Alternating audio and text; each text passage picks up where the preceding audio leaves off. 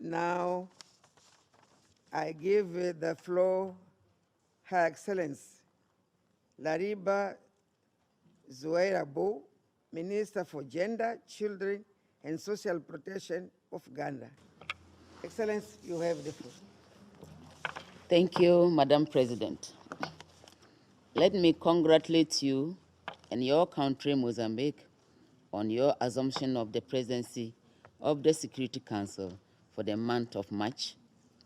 We also commend you, Madam President, on the able manner you are presiding over this meeting and look forward to your continuous leadership. As we recall the promise that Resolution 135 held when it was adopted in this very chamber under the presidency of Namibia, we salute the effort not only the members that worked tirelessly to ensure unanimous adoption of the first ever resolution on WFPS in October 2000, but also the support of women-led civil society organizations and women advocacy groups whose effort brought it to light. We commend the Mozambican delegation for affording this council the opportunity to take stock of the implementation of Resolution 1325 and to set goals towards its further implementations, to advance the full, equal, and meaningful participation of women in peace and security. In this regard, we also express appreciation to all the briefers for their rich perspectives, which rightly point us towards the action required to fulfill the commitment we have all made. Since the adoption of Resolution 1325, there has been significant increase in the frequency of gender-specific provisions in the mandates of UN peace operations, among other decisions and elements of this Council. We have also witnessed a steady rise in the number of women groups, and gender experts who serve as officials or unofficial negotiators, mediators, and advocates, as well as the number of women who brief this Council. However, in spite of the encouraging process, in many conflict contexts all over the world, women are seen only as powerless victims to be exploited, rather than as agents of change whose capabilities can be useful. Indeed, while we are proud witnesses of the remarkable work done by women peace builders and women advocacy groups all over the world, we are equally disheartened by the fact that women in many societies today have been robbed of their will to celebrate or even live. In Afghanistan, the continuing and progressive closure of the public space to women by the Taliban is unacceptable and represents an erosion of the gains made in the area of women's rights. In Colombia, Afro-Colombian women have historically faced multiple forms of discrimination, abuse, exclusion from political and economic decision-making processes due to the intersection of their race, gender, and economic status.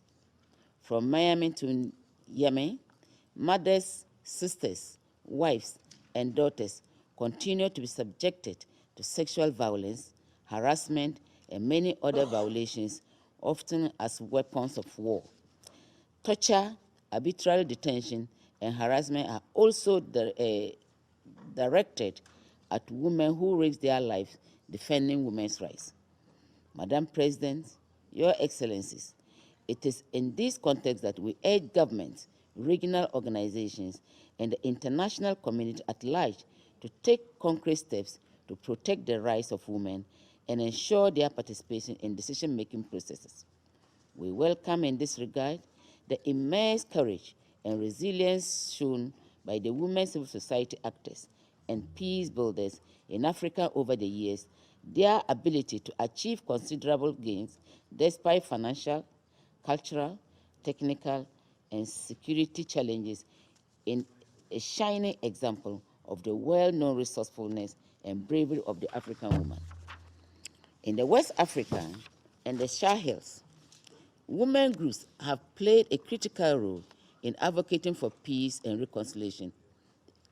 In Mali and Nigeria, networks of women civil society work tirelessly to promote dialogues and understanding between different ethnic and religious groups, rescue adopted women and girls in occupied territories, and provide rescue survival with assistance and support, among others.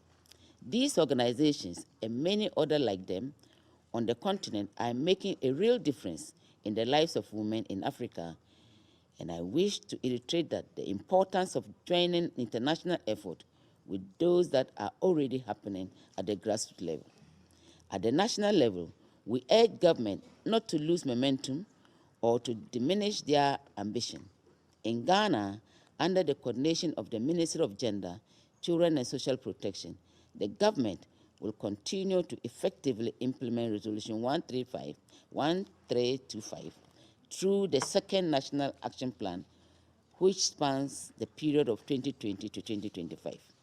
With the support of stakeholders such as the Kofi Annan International Peacekeeping Training Center and the WANET, my ministry, under the National Action Plan, is overseeing the training of women in peace and security, including on issues such as conflict detection, prevention, mediation at the community level.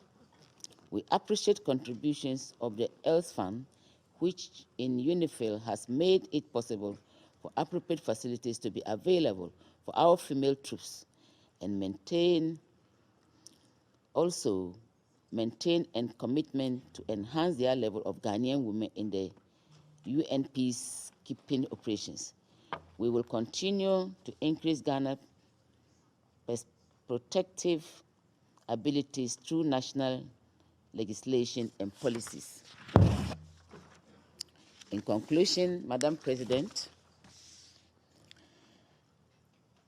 as we mark today's we dedicate to women, let us remember that women's voices bring real gender perspective to peace discourses, which lead to better policies and more sustainable peace deals.